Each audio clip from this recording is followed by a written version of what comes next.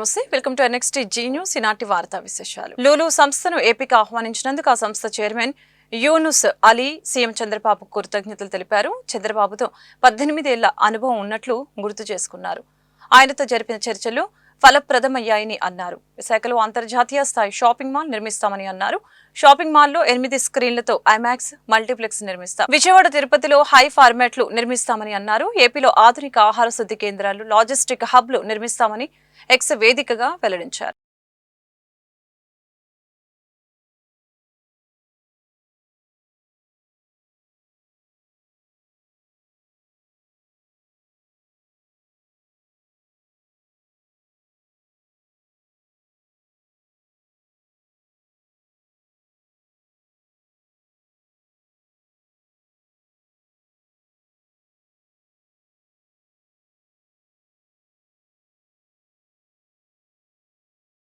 తిరుమల లడ్డూలో నెయ్యి కల్తీపై లోతైన విచారణ చేస్తామని సిట్ చీఫ్ సర్వశ్రేష్ఠ త్రిపాఠి తెలిపారు. తిరుపతి తూర్పు పోలీస్ స్టేషన్లో నమోదైన కేసు సిట్కు బదిలీ అయిందని చెప్పారు. నెయ్యి సరఫరా చేసిన ఏఆర్ డైరీపై విచారణ చేస్తామని పేర్కొన్నారు. సిట్ అధికారులు 3 బృందాలుగా ఏర్పడి దర్యాప్తు నిర్వహిస్తున్నారని తెలియజేశారు. అలాగే కల్తీ నెయ్యి వ్యవహారంపై 2వ రోజు సిట్ విచారణ కొనసాగుతోంది. తిరుమల పోలీస్ అతిథి గృహంలో మరొకసారి సిట్ సభ్యులు భేటీ అయ్యారు. 3 బృందాలుగా ఏర్పడిన విచారణ చేపట్టనున్నారు. డీఐజీ గోపీనాథ్ జెట్టి, ఎస్పీ హర్షవర్ధన్ రాజు, అదనపు ఎస్పీ వెంకట్రావు నేతృత్వంలో దర్యాప్తు చేస్తున్నారు. తిరుపతి ఈస్ట్ పోలీస్ స్టేషన్ లో రిజిస్టర్ అయిన కేసు నంబర్ 470/24 కి ఇన్వెస్టిగేషన్ కోసం సిట్ ఏర్పాటు చేయడం జరిగింది. దాని పరంగా మనం నిన్న ఇక వచ్చాము. వచ్చినాక మన సిట్ కమిటీతో ఒక మీటింగ్ జరిగింది. మీటింగ్ తర్వాత కేసు డైరీకి మనం తీసుకున్నాను, రిక్విజిషన్ ఇచ్చాము. అండ్ ది సేమ్ టైం మన ఐఓ కూడా అపాయింట్మెంట్ చేశాము. ఫర్దర్ దాంట్లో కేసులో స్టడీ చేస్తూ డిఫరెంట్ టీమ్స్ మనం డిఫరెంట్ ప్లేస్ లో కోసం ఇన్వెస్టిగేషన్ కోసం మనం పంపిస్తాము. దానికోసం మన యాక్షన్ ప్లాన్ ఇప్పుడు మనం తయారు చేస్తున్నాము. ఏ ఆస్పెక్ట్స్ మీద ఈ సిట్ ప్రోబ్ ఉంటుంది, స్పెసిఫిక్ ఆస్పెక్ట్స్ మీరు ఏమైనా బ్రీఫ్ చేయగలరు? సిట్ లో కంప్లైంట్ మనకేం వచ్చింది ఏఆర్ డైరీలో, దాంట్లో కల్తీ నెయ్యి గురించి, దీని గురించి వేరియస్ ఆస్పెక్ట్ లో అన్ని కోణాలతో ఏం జరిగింది, ఎలా జరిగింది, మనం టీం ఫామ్ చేస్తూ ప్రతి ఒక్క సబ్జెక్ట్ మీద మనం దర్యాప్తు చేస్తాం. ఎన్ని రోజులు సబ్మిట్ చేయబోతుంది సార్? ఇప్పుడు మనం ఇనిషియల్ స్టేజ్ లో మనం వచ్చాము, విచారిస్తున్నాను. టైం టు టైం మీకు ఏం ఫర్దర్ ఇన్ఫర్మేషన్ ఉంటే మీకు ఇచ్చేస్తాం. Thank you. నేను చెప్పాను కదా, అన్ని కోణాల మీద మనం మాట్లాడతాము. ఓకే. మంగళగిరి నియోజకవర్గాన్ని మంత్రి నారా లోకేష్ రోల్ మోడల్ గా తీర్చిదిద్దుతున్నారని సినీ హీరో నిఖిల్ కొనియాడారు. మంగళగిరిలో అందరి కోసం అమరావతి పేరుతో నిర్వహించిన 10K, 5K, 3K రన్ను Nikhil, 6 battalion commandant Nagesh Babu, commonwealth క్రీడాకారిణి ఘట్టమనేని సాయి రేవతి ప్రారంభించారు. ఈ సందర్భంగా మీడియాతో మాట్లాడారు. విజయవాడకు వరదలు వచ్చిన సమయంలో ముఖ్యమంత్రి చంద్రబాబు, ఇతర మంత్రులు అద్భుతంగా పనిచేశారని అన్నారు. త్వరలో కార్తికేయ 3 సినిమా షూటింగ్ ప్రారంభం కానుందని చెప్పారు. 10K రన్, 20K రన్ అద్భుతమైన ప్రైజెస్ పెట్టేసి ఆల్మోస్ట్ 5,000 పీపుల్ రాష్ట్ర వ్యాప్తంగా పరిగెత్తడానికి వచ్చారు. రన్నింగ్ అథ్లీట్స్ వచ్చారు, స్పోర్ట్స్ పీపుల్ వచ్చారు. రోడ్స్ చూస్తున్నాను, నీట్నెస్ చూస్తున్నాను, క్లీన్నెస్ చూస్తున్నాను. అద్భుతంగా ఉంది. మంగళగిరిని ఒక మోడల్ టౌన్ లా తీర్చిదిద్దుతున్నారు. What congratulate the entire team of Nara Lokesh garu. Recent గా మనకు అందరికీ తెలుసు, విజయవాడలో వరదలు వచ్చాయి. కానీ ఇంత తొందరగా అసలు ఇలాంటి ఒక విపత్తు వస్తే చాలా టైం పడుతుంది కోలుకోవడానికి. మన ముఖ్యమంత్రి గారు కానివ్వండి, లోకేష్ గారు కానివ్వండి, మినిస్టర్స్ కానివ్వండి, పవన్ కళ్యాణ్ గారు కానివ్వండి, అందరూ కలిసి దీన్ని మళ్ళీ రికవర్ అయ్యేటట్టు చేస్తున్నారు. So hats off to the government. 100% Karthikeya 3 వస్తుందండి. అతి త్వరలో మీకు ముందు అనౌన్స్మెంట్ కూడా రాబోతుంది. సీఎం చంద్రబాబు పొలిటికల్ జాదు, ఉన్నది లేనట్లు లేనిది ఉన్నట్లు సృష్టించడంలో చంద్రబాబు ఆరుతేరారు అని మాజీ మంత్రి గుడివాడ అమర్నాథ్ అన్నారు. ఆదివారం విశాఖలో ఏర్పాటు చేసిన మీడియా సమావేశంలో ఆయన మాట్లాడారు. తిరుపతి ప్రతిష్టతను సీఎం చంద్రబాబు దెబ్బతీశారు. తిరుపతి లడ్డూపై ప్రజల్లో అనేక అనుమానాలు ఉన్నాయి. దీనిపై సిబిఐ విచారణ జరిపించాలి. రాష్ట్రానికి కుల రాజకీయాల్ని పరిచయం చేసింది చంద్రబాబు. నేడు కొత్తగా మత రాజకీయానికి పునాదులు వేశారు. మతాల మధ్య చిచ్చు పెట్టే విధంగా వ్యవహరిస్తున్నారు. ఇచ్చిన హామీలని అమలు చేయడంలో విఫలమయ్యారు చంద్రబాబు. తిరుపతి లడ్డు అంశాన్ని తెరపైకి తెచ్చారని చెప్పారు. కానీ ఈరోజు మత రాజకీయానికి పునాదులు వేసి రాష్ట్రంలో మతాల మధ్య చిచ్చు పెట్టేటువంటి కార్యక్రమం ఏ రకంగా చేస్తూ ఉన్నారో గడిచినటువంటి 10 రోజులుగా మనం చూస్తూ ఉన్నాం. దేనికోసం ఇదంతా అని అడుగుతూ ఉన్నాం. ముఖ్యంగా గడిచినటువంటి 100 రోజులుగా వారి తాలూకా ఫెయిల్యూర్స్ని కప్పిపుచ్చుకోవడానికి ఎన్నికల ముందు ఇచ్చినటువంటి ఏ ఒక్క హామీని నిలబెట్టుకోకపోగా, చెప్పినటువంటి కార్యక్రమాలు ఏమి చేయకపోగా, నిస్సహాయ స్థితిలో ఏమి చేయాలో తోచనటువంటి పరిస్థితిలో చివరికి దేవుని కూడా రాజకీయాల్లోకి తీసుకొచ్చినటువంటి వ్యక్తి చంద్రబాబు నాయుడు గారు అని చెప్పి సందర్భంగా చెప్పక తప్పదు. ఎన్ని అంశాలండి ప్రభుత్వంలో వారు అధికారంలోకి వచ్చినటువంటి రోజు నుంచి. అధికారంలోకి రావడమే ఏ రకంగా రాష్ట్రంలో విధ్వంసం సృష్టించారో మనం చూసాం. రాష్ట్రంలో వైఎస్ఆర్ కాంగ్రెస్ పార్టీకి సంబంధించినటువంటి కార్యకర్తల్ని ఎంతమందిని పొట్టన పెట్టుకున్నారో చూసాం. విజయవాడలో విషాదం చోటు చేసుకుంది. విజయవాడ స్క్రూ బ్రిడ్జి వద్ద 2 పిల్లలతో కలిసి ఓ మహిళ బందరి కాలువలోకి దూకింది.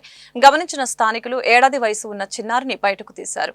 ఆసుపత్రికి తరలిస్తూ ఉండగా మార్గం మధ్యలో చిన్నారి మృతి చెందింది.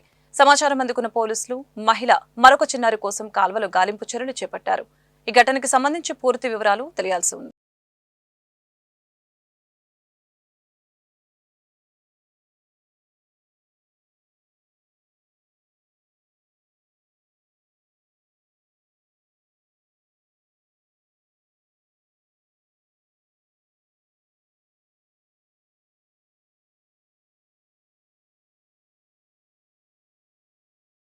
గుంటూరు వెస్ట్ ప్యారిస్ చర్చి రోడ్డుని త్వరలోనే ఆధునీకరిస్తామని గుంటూరు పశ్చిమ ఎమ్మెల్యే గల్లా మాధవి తెలిపారు.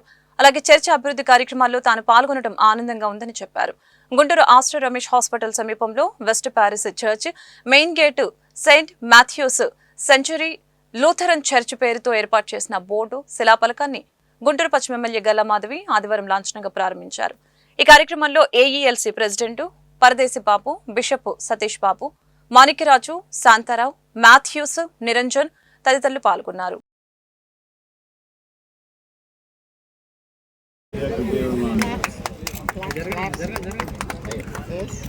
St. Matthew's Central Lutheran Church, Central Lutheran Church, Dr. Father Iyer Mark, Most Reverend Dr. Padis Babu Mohan Bishop ALC, Sumati Kumara Parsuddhath, Golden Kapur Data.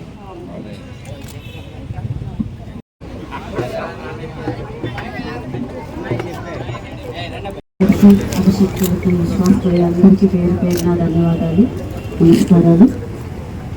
అద్భుతమైన కార్యక్రమాన్ని చేపట్టారు. చర్చ్ ఆర్చిని ఓపెన్ చేసుకోవడం కోసం మనం అందరూ ఇక్కడ చేస్తున్నాం. ఆ భగవంతుడు ఆశీస్సులు మనందరికీ ఉన్నాయి. అలాగే ఇక్కడ నన్ను మాస్టర్ గారు రోడ్డు గురించి అడిగారు. ఖచ్చితంగా ఉన్నతాధికారులకు దీన్ని తెలియపరిచి అత్యంత త్వరలోనే దీన్ని ఏర్పాటు చేసే మార్గం చేద్దాము. వాళ్ళందరినీ కూడా సంప్రదించి దీన్ని ఎలాగా చేయొచ్చు మనం ఒకసారి మాట్లాడుకుంటాను. ఒక అద్భుతమైన కార్యక్రమంలో నాకు పాల్పంచుకునే అదృష్టాన్ని కలిగించిన భాస్కర్ గారికి మరొకసారి ప్రత్యేకమైన ధన్యవాదాలు తెలుపుతూ ఆ యేసయ్య కృప అందరి మీద ఉండాలి అని చెప్పి కోరుకుంటూ తిరుమల లడ్డు వివాదంపై వైఎస్ఆర్సీపీ కోర్టుకు వెళ్లడంతో భయపడిన సీఎం చంద్రబాబు సిట్ వేశారని వైఎస్ఆర్సీపీ ప్రధాన కార్యదర్శి సజ్జల రామకృష్ణారెడ్డి అన్నారు. లడ్డూపై తాను తప్పుడు ఆరోపణలు చేయలేదని, అనుకుంటే సుప్రీంకోర్టు విచారణ కోరుతూ చంద్రబాబు ప్రభుత్వమే అఫిడవిట్ వేయాల్సిందని అన్నారు. ఆధారాలు ధైర్యం లేదు కాబట్టి సిట్ విచారణ అని అంటున్నారు. ముందుగా విచారణ చేపట్టాలని చెప్పుకునేందుకే సిట్ వేశారు. లడ్డు వివాదంపై వైఎస్ఆర్సీపీ సుప్రీంకోర్టుకు వెళ్లడం చంద్రబాబు భయపడ్డారు. లడ్డూపై చంద్రబాబు చెప్పింది నిజమైతే సుప్రీంకోర్టు విచారణను కోరాల్సిందేనని సజ్జల రామకృష్ణారెడ్డి తెలిపారు. ప్రసాదంలో కల్తీ జరిగిపోయింది, ఘోరం జరిగిపోయింది వైఎస్ఆర్సీపీ పాలన హయాంలో అనే ఒక అపవాదు, బలమైన ఒక అబద్ధాన్ని అన్ని శక్తులు ఏకమై శక్తివంతంగా దాన్ని ముందుకు తోశాయి, చాలా బలంగా తోశాయి. దాని మీద అప్పుడే ఇమ్మీడియట్ తక్షణమే టీటీడీ బోర్డు మాజీ చైర్మన్లు, వైఎస్ఆర్సీపీ హయాంలో ఉన్న మాజీ చైర్మన్లు ఇద్దరు కూడా ఖండించడమే కాకుండా దేనికైనా సిద్ధమన్నారు, విచారణకు మేము వెళ్తామన్నారు. ఆ విధంగానే సుబ్బారెడ్డి గారు తర్వాత సుప్రీంకోర్టులో వేశారు. అది విచారణ కూడా వస్తుంది, సోమవారం వస్తుంది అనుకుంటా. దాన్ని అడ్మిట్ చేసుకున్నారు, సోమవారం విచారణకు వస్తుంది. దాని తర్వాత జగన్మోహన్ రెడ్డి గారు 2 సార్లు మీడియాతో మాట్లాడి, నిన్న కూడా మాట్లాడారు. అన్ని పూసగుచ్చినట్టు వివరించారు. ఈరోజు నేను చెప్పదలుచుకున్నది అయితే, ఈ 10 రోజులైనా ఇంకా 10 ఏళ్ళైనా చంద్రబాబు నాయుడు గారు ఏదైతే కామెంట్ చేశారో, వ్యాఖ్య చేశారో, ఒక దుర్మార్గపు వ్యాఖ్య, ఒక అపచారం ఏదైతే, ఘోరమైన అపచారం ఏదైతే చేశారో, ఆ వ్యాఖ్య తాలూకు ఎఫెక్ట్ ప్రభావం అయితే అంత సులభంగా పోదు. కథల పోటీల ద్వారా విద్యార్థులు దాగి ఉన్న సృజనాత్మకత వెలుగులోకి వస్తుందని జన విజ్ఞాన వేదిక రాష్ట్ర కమిటీ సభ్యులు డాక్టర్ ఏ సత్యనారాయణ, గుంటూరు జిల్లా రచయితల సంఘం కార్యదర్శి ఎస్ఎం సుబాని తెలిపారు. అలాగే విద్యార్థుల ఊహాశక్తి పెరిగి నూతన ఆవిష్కరణలకి దోహదపడుతుందని తెలియజేశారు. నేటి ఆధునిక యుగంలో పిల్లల్లో ఆలోచన శక్తి తగ్గిపోవడానికి సెల్ ఫోన్లు కారణమని అన్నారు. గుంటూరు ఏసీ కళాశాల ఆడిటోరియంలో ఆదివారం జన విజ్ఞాన వేదిక ఆంధ్రప్రదేశ్ ఆధ్వర్యంలో ఉమ్మడి గుంటూరు జిల్లా విద్యార్థులకి కథల పోటీలు నిర్వహించారు. ఈ సందర్భంగా వారు మాట్లాడారు. ఈ కథల పోటీలో సుమారు 450 మంది విద్యార్థులు ఉత్సాహంగా పాల్గొన్నారని పేర్కొన్నారు. అంతేకాకుండా విద్యార్థులందరూ ఈ కథల్ని తెలుగులో రాశారని చెప్పారు. కార్యక్రమంలో జన విజ్ఞాన వేదిక ఆంధ్రప్రదేశ్ గుంటూరు జిల్లా కార్యదర్శి డి ప్రసాద్, జిల్లా అధ్యక్షులు జాన్ బాబు, కోశాధికారి వెంకట్రావు, టిఆర్ రమేష్, శంకర శ్రీను తదితరులు పాల్గొన్నారు. ఈరోజు జన విజ్ఞాన వేదిక ఆధ్వర్యంలో చిన్నపిల్లలకి వాళ్ళలో ఉన్నటువంటి సృజనాత్మకతని వెలికితీసే విధంగా కథల పోటీ నిర్వహించడం చాలా సంతోషంగా విషయం. ఎందుకంటే ఈరోజు పిల్లలు సెల్ ఫోన్లకి లేదంటే టీవీలకి ఎత్తుకుపోయి వాళ్ళలో ఉన్నటువంటి క్రియాశీలకమైనటువంటి ఏదైతే టాలెంట్ ఉందో దాన్ని మర్చిపోతున్నారు. అసలు బ్రెయిన్కి పని లేకుండా పోతుంది. మేధస్సు అనేది చచ్చిపోయేటువంటి ఈ తరుణంలో ఈ రకంగా వాళ్ళలో ఉన్నటువంటి టాలెంట్ని బయటికి తీసే విధంగా, చక్కని కథలు రాసే విధంగా వాళ్ళందరినీ ఇక్కడికి తీసుకువచ్చి ఎంతమంది పిల్లల చేత కథలు రాయించడం అనేది చాలా ఒక మంచి ప్రయత్నం అని చెప్పి అనుకుంటున్నాం. ఇది నిరంతరం జరిగితే ఈ పిల్లల్లో ఇచ్చే మంచి కథలు రాసేటువంటి రచయితలు బయటకు వస్తారు. ఇవాళ దీనికి ఆవశ్యకత ఎంతైనా ఉంది. ఎందుకంటే గతంలో మనకి ఇళ్లల్లో ఉమ్మడి కుటుంబాలు ఉండేవి. నాయనమ్మో, తాతయ్యో, లేకపోతే బాబాయో ఎవరో ఒకళ్ళు పెద్దలు మనకు అనేక రకమైన కథలు, రామాయణ కథలు కానివ్వండి, భాగవతం కానివ్వండి, మరి తెనాలి రామకృష్ణ కథలు కానివ్వండి, నీతికి సంబంధించిన కథలు ఎన్నో చెప్పేవాళ్ళు. ఇవాళ కథ చెప్పేవాళ్ళు లేడు. ఆ కథ చెప్పే బామ్మో నాయనమ్మో టీవీ కత్తిపోతుంది. పెద్దవాళ్ళు వచ్చి ఇప్పుడు మనవాళ్ళకి అంతప్పుడు క్రికెట్ పిచ్చి, తల్లిదండ్రులేమో క్రికెట్ పిచ్చి, వీళ్ళకేమో సీరియళ్ళ పిచ్చి. ఒకరు ఈ పిల్లలకి ఏం చేస్తారంటే ఒక సెల్లు పడేస్తున్నారు వాళ్ళ కాళ్ళ మీద, వాళ్ళు ఏదో పిచ్చిలో ఉంటారు. కాబట్టి ఇట్లా ఒక పెడదారి పట్టించే ధోరణి నుంచి వాళ్ళని పక్కకు తీసుకొచ్చి వాళ్ళలో ఉన్నటువంటి నైపుణ్యాన్ని వెలికితీసే విధంగా ఈరోజు ఈ చక్కటి కార్యక్రమం నిర్వహించినందుకు మేము జన విజ్ఞాన తరఫున చాలా సంతోషంగా ఫీల్ అవుతున్నాం. ఇలాంటి కార్యక్రమాలు మరెన్నో చేయాలని చెప్పి భవిష్యత్తులో చేస్తే మంచిదని, భావితరాన్ని ఒక మంచి దారిలో తీసుకెళ్ళగా ఉంటుందని తెలియజేసుకుంటాం. మీ పేరు సార్? నా పేరు ఎస్ఎం సుబాని, గుంటూరు జిల్లా రచయితల సంఘం కార్యదర్శి. నేను doctor Satyanarayana Prasad, general secretary, ప్రొఫెసర్గా ఎన్ఆర్ఐ వైద్య కళాశాలలో పనిచేస్తున్నాను. అలాగే ఈరోజు ఏసీ కాలేజీలో జన విజ్ఞాన వేదిక గుంటూరు జిల్లా ఆధ్వర్యంలో గుంటూరు జిల్లా పిల్లల కథల పోటీలు ఏర్పాటు చేయడం జరిగింది. ఈ కార్యక్రమానికి సుమారుగా 450 మంది వరకు పిల్లలు ఉత్సాహంగా పాల్గొనడం జరిగింది. వీళ్ళు అంటే ఈరోజు పిల్లలలో వాళ్ళకి కావాల్సినటువంటి సృజనాత్మకత, ఉత్సాహంగా వాళ్ళ యొక్క ఊహాశక్తిని పెంపొందించే విధంగా ఈరోజు మనం పిల్లల కథల పోటీలని జన విజ్ఞాన వేదిక ఏర్పాటు చేయడం జరిగింది. ముఖ్యంగా కొత్త ఆవిష్కరణల విషయంలో కూడా ఈ ఉత్సాహం అంటే ఈ ఊహలకు సంబంధించి అంటే ఈ ఊహాశక్తిని పెంపొందించేటువంటి కార్యక్రమం ఏదైతే ఉందో అది కొత్త ఆవిష్కరణలకు కూడా వాళ్ళ భవిష్యత్తులో దారితీస్తుంది. అందుకని చెప్పేసి పిల్లల్లో ఈ కోణాన్ని ఆవిష్కరించడం కోసం అని చెప్పేసి వాళ్ళని ఈ విషయంలో ప్రోత్సహించడం కోసం అని చెప్పి జన విజ్ఞాన వేదిక ఈ కార్యక్రమాన్ని ఏర్పాటు చేయడం జరిగింది. ముఖ్యంగా పిల్లలందరూ కూడా చాలా ఉత్సాహంగా తెలుగులోనే కథలు రాయటానికి కూడా వాళ్ళ ఉత్సాహం చూపించారు. ఈరోజు ఈ కార్యక్రమం చాలా విజయవంతం అయింది.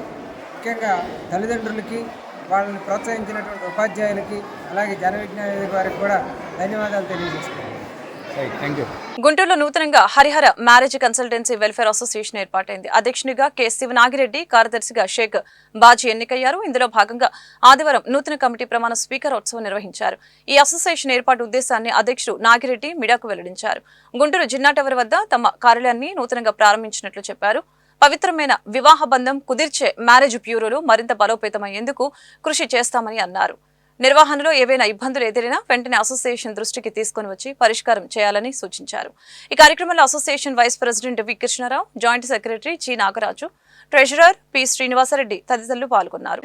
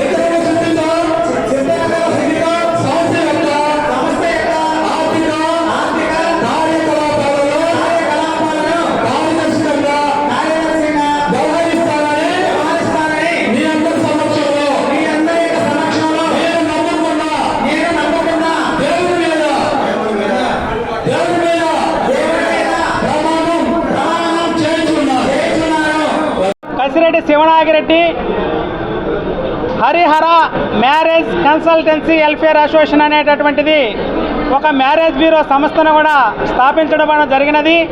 కావున అందరూ కూడా యొక్క మ్యారేజ్ బ్యూరోలో సభ్యత్వం తీసుకొని ఇక్కడ president, vice president, secretary, joint secretary, కోశాధికారి అనేటటువంటి 7 యొక్క సభ్యులతో కూడా రిజిస్ట్రేషన్ చేయడం జరిగినది.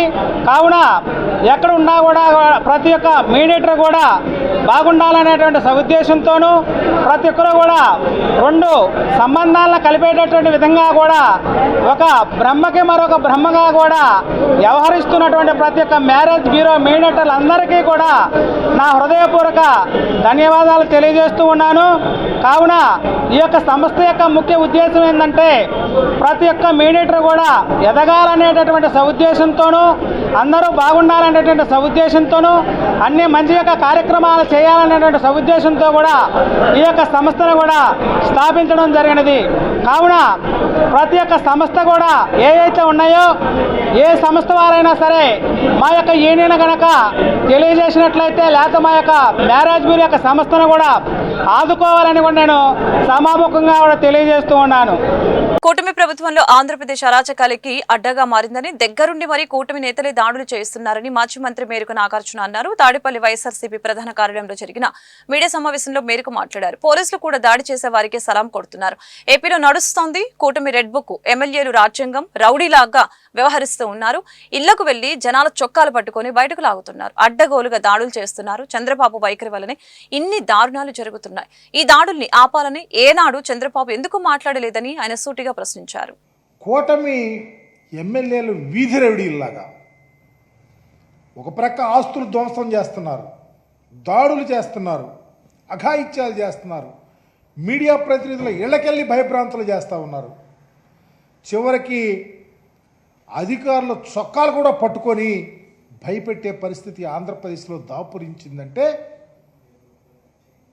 ఆంధ్రప్రదేశ్లో కూటమి ప్రభుత్వ పనితీరు ఎలా ఉందో అర్థమవుతా ఉంది. ఎందుకంటే వీటన్నిటికీ కారణం చంద్రబాబు నాయుడు గారి వైఖరి. ప్రతిదాన్ని రాజకీయ కోణంలో చూస్తాం. న్యాయం ధర్మం అనేది మరచి రాజకీయ కోణాన్నే ఎంచుకున్న రాజకీయ నాయకుడిగా చంద్రబాబు ఉండటం వల్లనే ఈ దారుణాలు జరుగుతూ ఉన్నాయని చెప్పడానికి బాధపడతా ఉన్నా. నిజంగా అధికార పార్టీలు ఇన్ని దాడులు అఘాయిత్యాలు చేస్తుంటే ఒక్క స్టేట్మెంట్ అనేది ఇచ్చి తప్పు, ప్రజాస్వామ్యబద్ధంగా అందరినీ సరిగా చూసుకొని పరిపాలన చేయండి, పరిపాలనలో భాగస్వాములు అవుదామని చెప్పి ఎందుకు చెప్పలేకపోయాడో చంద్రబాబు నాయుడు చెప్పాల్సిన పరిస్థితి ఉందని కూడా తెలియపరుస్తూ ఉన్నాం. వరదల వలన నష్టపోయిన రైతులకి పూర్తి స్థాయిలో పరిహారం అందలేదని ఆంధ్రప్రదేశ్ రైతు సంఘం జిల్లా అధ్యక్షులు కొల్లి రంగారెడ్డి తెలియజేశారు. దాతల రూపంలో 400 కోట్ల వరకు ప్రభుత్వానికి ఆర్థిక సాయం అందిన రైతులకి నష్టపరిహారం ఇవ్వలేకపోయారని ఆరోపించారు.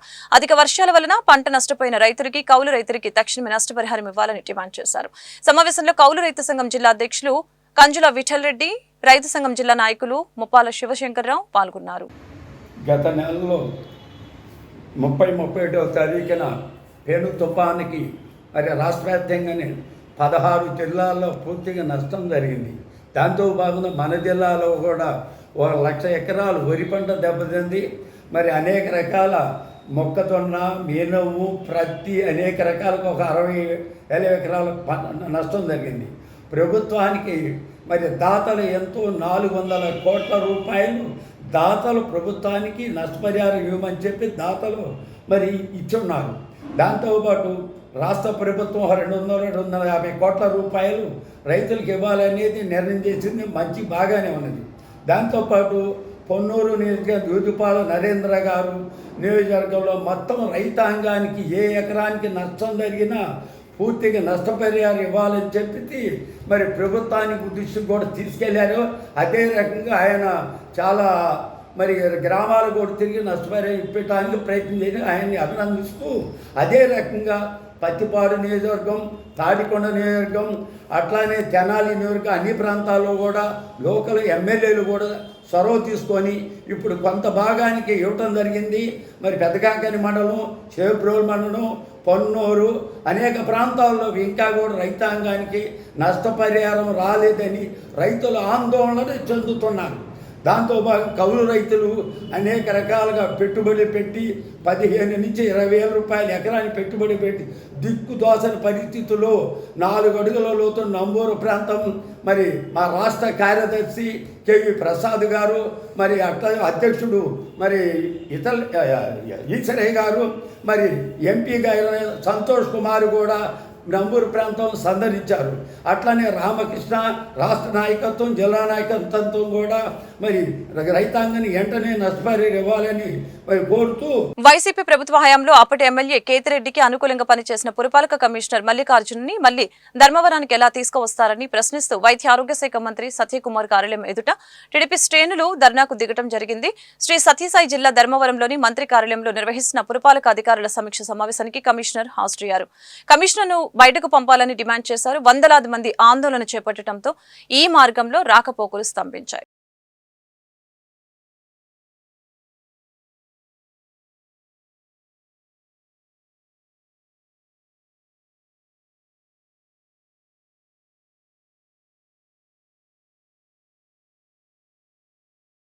ఒక కౌన్సిలర్ ఇల్లు కడుతున్నాడయా అంటే దొంగ పత్రాలు ఇంటి కడుతున్నాడు అంటే మాకేం సంబంధం, మీరు కోర్టుకు పొందిన అంటే మున్సిపల్ సంబంధించిన స్థలం అంటే ప్రజలకు సంబంధించిన ఒక కమిషనర్ గా ఉండి మమ్మల్ని కోర్టు పొమ్మని వ్యక్తి కానీ అక్కడ పోయి అడ్డుపడిన వ్యక్తి కాదు. ఇలాంటి స్థలాలు ఎన్నో కొండ మోదీ భగవాన్ దాస్ కి రాష్ట్ర ఎస్సీ కమిషన్ చైర్మన్ పదవిని ఇవ్వాలని దళిత యువసేన రాష్ట్ర ప్రధాన కార్యదర్శి రాయపూడి ప్రసాద్ డిమాండ్ చేశారు. గుంటూరులోని అంబేద్కర్ భవన్ లో ఏర్పాటు చేసిన మీడియా సమావేశంలో ఆయన మాట్లాడారు. కేంద్ర రాష్ట్ర ప్రభుత్వాలు కలిసి నామినేటెడ్ పోస్టుల్లో దళితుడికి అన్యాయం జరిగిందని తెలియజేశారు. గత 15 సంవత్సరాలుగా భగవాన్ దాస్ బీజేపీకి సేవ చేస్తున్నారని, ఆయనకి సెంట్రల్ ఎగ్జిక్యూటివ్ గా లేదా రాష్ట్ర ఎస్సీ కమిషన్ చైర్మన్ గా పదవి ఇవ్వాలని తెలియజేశారు. భగవాన్ దాస్ కి న్యాయం జరిగేంత వరకు పోరాటం చేస్తూనే ఉంటామని తెలియజేశారు. కార్యక్రమంలో బీజేపీ ప్రభుత్వంలో దళితులకి ఎప్పుడు అన్యాయం జరుగుతూనే ఉందని మండిపడ్డారు. బీజేపీ అధ్యక్షులుగా కన్నా లక్ష్మీనారాయణ ఉన్నప్పుడు కూడా భగవాన్ దాస్ కి అన్యాయం జరిగిందని తెలియజేశారు. దళిత యువసేన నాయకులు కార్యక్రమంలో పాల్గొన్నారు. ప్రధానమైన కారణం వారికి జరిగినటువంటి అన్యాయాన్ని మీడియా ముఖంగా తెలియజేసుకుంటున్నాం. వారికి ఎస్సీ కమిటీలో సముచిత న్యాయం కల్పించి వారికి రాష్ట్ర చైర్మన్గా ఇవ్వాలని ఈ కూటమి ప్రభుత్వాన్ని డిమాండ్ చేస్తున్నాం. మేము ధర్నాకైనా సిద్ధమే, దేనికైనా సిద్ధమే, ప్రభుత్వాన్ని ఎదిరించడానికి దేనికైనా సిద్ధమే. ఆయన కనుక న్యాయం జరగకపోతే మా దళితులు యువసేనగా మేము అందరం చూస్తున్నామంటే ఆయన కనుక న్యాయం జరగకపోతే మేము దేనికైనా సిద్ధం పడి ధర్నాకైనా దిగుతాము, లేదా ప్రభుత్వాన్ని ఎదుర్కొనే కార్యక్రమాలైనా చేస్తాము. గారు కట్టుబడిన సిద్ధాంతాల కోసం ఎన్నో ఏళ్ళుగా అనేకమైన పోరాటాలు చేస్తూ ఉన్నారు. ఆయన పోరాటాలు గుర్తించి ఇవాళ కూటమి ప్రభుత్వం ఆయన గౌరవించాల్సిందిగా మేము ఎంఆర్పీఎస్ తరఫున గట్టిగా డిమాండ్ చేస్తున్నాము. భగవాన్ దాస్ గారిని రాష్ట్ర ఎస్సీ కమిషన్ చైర్మన్గా నియమించాలని, ఒక దళితుడిగా ఆయనకు సముచిత న్యాయం కల్పించాలని మేము గట్టిగా డిమాండ్ చేస్తూ ఎంఆర్పిఎస్ తరఫున ఎలాంటి పోరాటాలకైనా సిద్ధమే అని తెలియజేస్తూ ముగిస్తున్నాను. ఈ వార్తలు ఇంతటితో సమాప్తం. మరొక బులెటిన్ మళ్ళీ కలుద్దాం. నమస్కారం.